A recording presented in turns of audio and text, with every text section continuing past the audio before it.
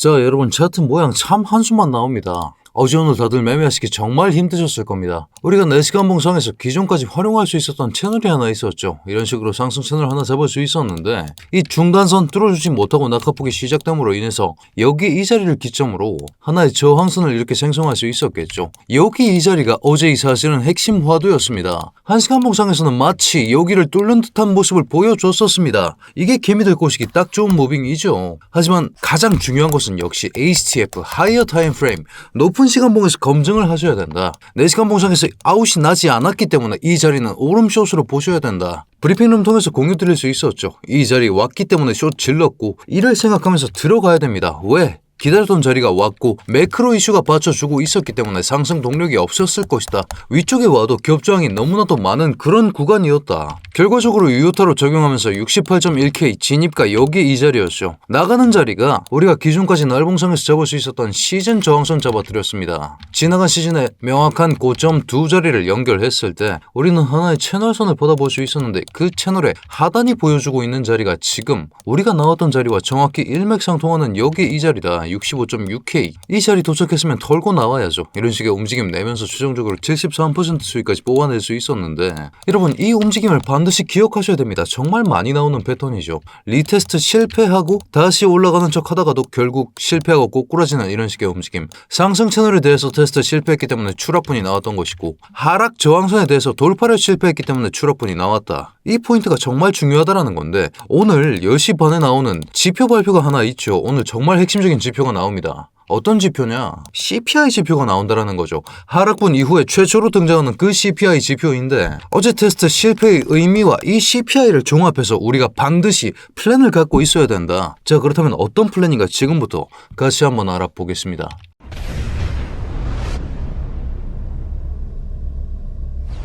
반갑습니다. 현명하게 매매하자. 차트 분석 정현욱 인사드립니다. 비트코인 어제 돌파 실패했다.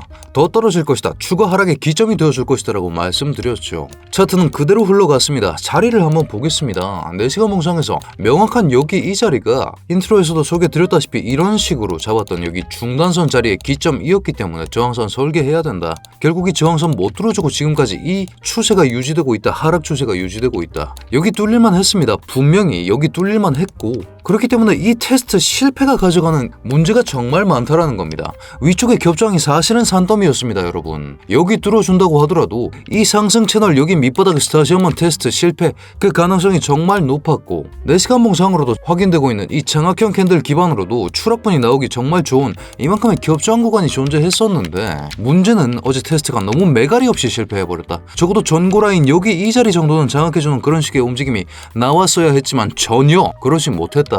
왜? 매수세가 씨가 말랐기 때문이다. 지금 투심 자체가 말라붙었다라는 겁니다. 자, 왜 이런 일이 일어났는가? 흔히 쥐존만큼 올랐다라고 표현하죠. 왜 쥐존만큼 올랐냐? 나스닥이 먼저 반응했습니다. 왜 나스닥이 박았을까요?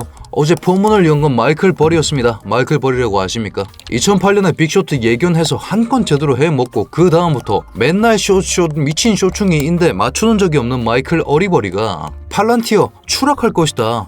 AI 거품이다. 이런 식의 보고서를 하나 내놨고 거기에 박자를 맞춰서 AI 섹터에 대한 거품론이 재점화되었고 거품뿐만이 아니라 공포 장세까지 시장을 뒤덮었습니다. 그렇기 때문에 여기에 실적 발표까지 박자를 맞춰서 나와줬죠. 어제 나스닥 장세 정말 살벌했습니다. 기술주 전부 다 지옥 가버리는 이런 식의 움직임이 나왔고 자금이 전부 다 어디로 몰렸는가? 결국 다 월마트, 코스트코, P&G, 필수재 시장으로 다 흘러들어갔습니다. 무슨 얘기입니까? 지금은 기술주가 주도하는 섹터가 아니라 안전한 이런 주식에 포커스가 맞춰지는 그런 시기이고 주식으로 봤을 땐 이쪽으로 자금이 쏠리고 조금 더 안전을 추구하기 때문에 채권 위주로 굴러갈 가능성이 정말 높다라는 브리핑을 드린 적이 있죠. 우리가 나스닥 차트만 보더라고 하더라도 나스닥 차트가 기존까지 우리가 주봉으로 한번 살펴봤을 때 2주 동안 8% 날아갔습니다. 여기에 대한 되돌림을 이런 식으로 잡아봤을 때 이 골든라인이 정말 중요하다. 0.5라인 반드시 회복해줘야 된다고 강조드렸었는데 한시간봉상으로 봤을 때 0.5 라인은 고사하고 38이 라인까지 뚫어버리면서 내려왔고 지금 약반등을 보여주고 있는 라인 자체가 지금 켜드리는 이 236 라인 인근에서 반등해주는 모습을 보여주고 있지만서도 여기서 반등하느냐 마느냐 그 여부는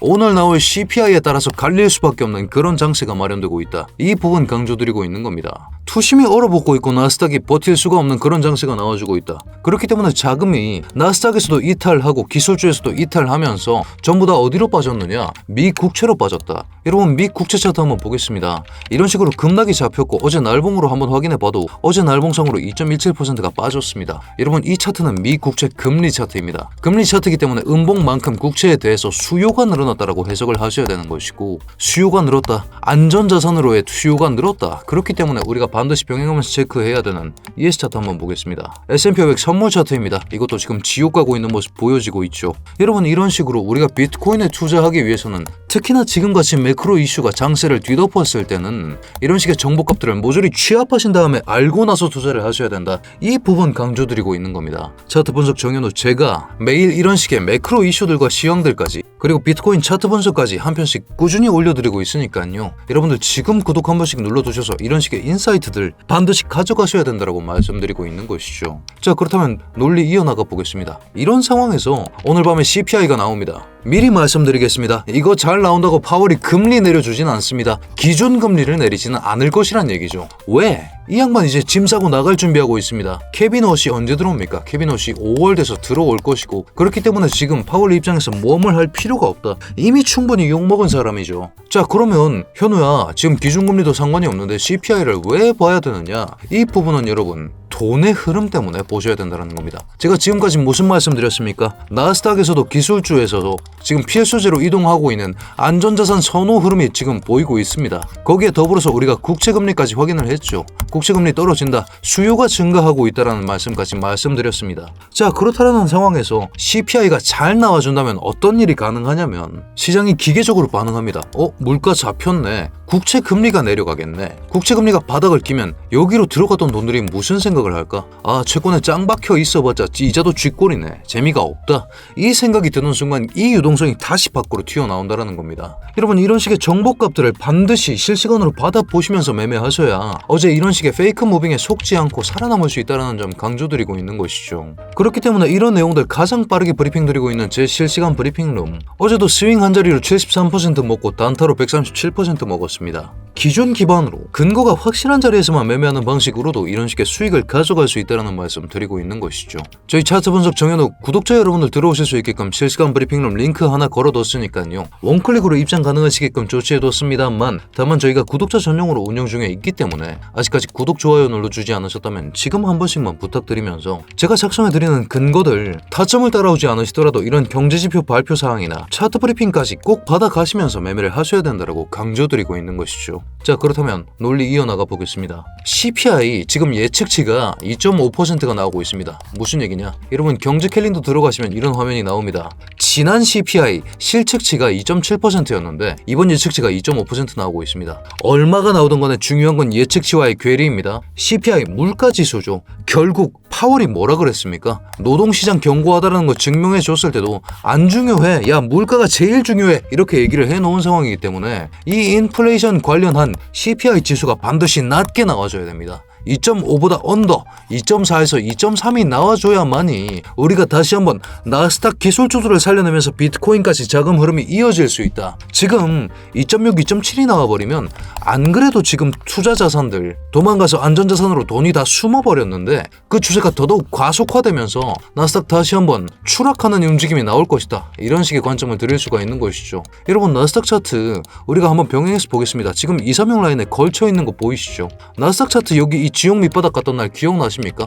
이때 비트코인 어떻게 됐는 줄 아십니까? 비트코인이 60K 찍어줬던 이 순간이 언제입니까? 나스닥 차트 밑바닥 찍었던 이 순간과 동일합니다. 지금 장세는 커플링 장세라는 점 강조드리고 있는 것이고 지금 236 라인에서 못 받쳐줬으면 전저 수준의 추락을 피할 수가 없는데 이게 다른 게 아니라 CPI에 의해서 결정된다. 이 부분 강조드리고 있는 것입니다. 자 그런 상황에서 CPI가 제가 말씀드렸듯이 2.4 혹은 2.3 물가 안정을 보여주면 국채가 사실은 쓸모가 없어지겠죠. 그렇게 되면 기술주 진입의 공포를 극복할 수 있게 되고 이 기술주들 다시 한번 상승분 나와주면서 나스닥이 상승할 것입니다. 그런 상황에서 지금 커플링 장세가 나와주고 있는 이 상황, 나스닥이 반등을 해줘야 그 다음 비트가 반등을 해줄지 말지 그 여부가 나온다라고 강조드리고 있는 것이고, 그렇기 때문에 오늘 CPI 삐끗 나면 정말 골치 아파진다라는 말씀 지속적으로 드리고 있는 겁니다. 자, 제가 지나간 시즌들 말씀드리면서 웬만해선 새 시즌 시작하고 싶으면 쌍바닥 다져야 된다라고 말씀드렸습니다. 날봉으로 한번 살펴보시죠. 여러분, 지나간 시즌에도 이런 식으로 바닥 한 번 다지고 두 번 다진 다음에 이렇게 출발했습니다. 이 이유가 뭔 줄 아십니까? 이 기간 동안 세력 혹은 기관이라고 부르는 그들이 충분한 양의 비중을 확보해 놓은 다음에 그 다음에서야 상승 열차를 출발시킵니다. 어떻게 출발시키냐? 강력한 수준의 거래량을 때려박습니다. 여기 이 자리 몇 시에 상승분이 나왔는지 한번 살펴보시면 거래량 튄 이런 포인트들 보이십니까? 이런 포인트들이 어떤 포인트들이었냐? 어떻게 이렇게 강력한 상승분이 가능했느냐? 2시입니다 여러분. 미국 기관들이 활개치는 시간. 이런 시간대에 맞춰서 가격에 대한 한번 임펄스를 주고 나면 어차피 개미들 따라 붙는 거 아니까 매집 충분하게 길게 하면서 지치게 만든 다음에 그 다음에 올리는 게 세력들의 원 패턴이었고 이번에도 그럴 것이다 라는 점 강조드리고 있고, 그렇기 때문에 제가 지난번부터 60K 쌍바닥 다져줘야 된다 이 부분 강조드리면서 들어오는 길인데, 문제는 여러분 천천히 하락하면서 횡보하면서 60K 쌍바닥 찍어주는 그런 식의 움직임이 정석적인 움직임이었다면, 오늘 CPI 삐고 나서 나스닥 추락하는 움직임이 나온다면 너무나도 빠르게 쌍바닥이 찍힐 것이고, 이 쌍바닥 찍히고 나서 반등이 나와준다? 아니, 나올 수가 없는 구조다. 왜? 유동성이 이미 말라버렸고 돈 들어올 데가 없는데 어디서 이 바닥을 올려줄 그 자금이 들어옵니까? 오늘 CPI 삐고 나면 쌍바닥이 아니라 저점 갱신이 나옵니다. 이거는 확정된 사항이고, 그렇기 때문에 오늘 CPI에 반드시 철저하게 대비를 하셔야 된다고 강조드리고 있는 것이죠. 자, 그렇기 때문에 오늘 브리핑을 요약해보자면, 마이클 버리발 AI 거품론이 나스닥을 뒤덮었고 기술주 실적 발표 악재가 겹치면서 AI에 대한 공포까지 그리고 거품까지 두 가지가 겹치면서 나스닥이 추락했고 236 라인에서 반등을 대기 중입니다. 그렇기 때문에 오늘 CPI로 236 라인에서 반등 성공 여부가 나와줘야 됩니다. 적어도 예측치 2.5%에 보합하는 그런 움직임을 내줘야 236에서 반등할 수 있다는 점 강조드리고 있는 것이고, 2.6, 2.7 이런 거 나오는 순간 바로 전저라인 내려가면서 60K 쌍바닥 그 이하까지 저점 갱신 한 번 더 나오는 그런 그림이 나오는 기점이 오늘 10시 반이라고 강조드리고 있는 것이죠. 그래서 상승 나오면 어쩔 건데? 나올 수 있습니다. CPI 잘 나와주면 나오겠죠. 왜? 저항선 지금 이미 터치 많이 들어갔으니까. 근데 이 저항선 뚫을 거면 애진작에 뚫었어야죠. 이만큼 단기 저항선일 뿐입니다. 이거 왜 못 뚫고 있습니까? 지금 매크로 이슈가 안 받쳐주고 있다. 지금은 차트 하나만 가지고 볼 게 아니라 이 매크로 이슈들 전체적으로 보시면서 매매를 하셔야 되는 데다 강조드리고 있는 것이고, 이 매크로 이슈 변곡을 줄 수 있는 것이 CPI다. CPI가 좋게 나와줘야 상승이 나오던 말더니 있다. 이 부분 강조드리고 있는 것이고, CPI 결과치 기반으로 우리는 명확하게 대응을 해내야 됩니다. 삐 끝나면 나스닥이 전저 수준으로 추락하면서 비트코인 60K까지 내려갈 것이고, 보합하면 우리는 오름쇼 지속적으로 보면 됩니다. 천천히 쌍바닥 찍어주면서 어차피 횡보 충분히 하다가 올릴 겁니다. 아니 현우야, 이 말의 근거는 뭔데? 크립토 퀀트상에서 우리가 펀드 보유량을 이런 식으로 확인해 볼 수 있습니다. 세력들이 매집하고 있는 움직임이 이렇게 드러나고 있죠. 하지만 아직 전 수준만큼 매집을 해주진 못했기 때문에 이들이 매집을 비쌀 때 할까요? 절대 안 합니다. 싸게 만들고 사죠. 이 싸게 만들고 사는 그 조건이 보합이라고 말씀드리고 있는 것이고, 호재가 나와주기 전까지는 우리가 지속적으로 오름숏을 보셔야 된다고 강조드리고 있는 겁니다. 자, 그렇기 때문에 오늘은 단타 위주로 접근하시라 이 부분 강조드리고 있는 것이고, 이런 식의 분석 영상들 마음에 드셨다면 여러분 굿 댓글 하나 작성해 주시면 제가 내일도 더 좋은 영상으로 돌아올 테니까요. 지금 장세 결국 10시 반에 나오는 CPI가 정말 중요하다. 10시 반 전까지는 무조건 단타 위주로 가져가셔라.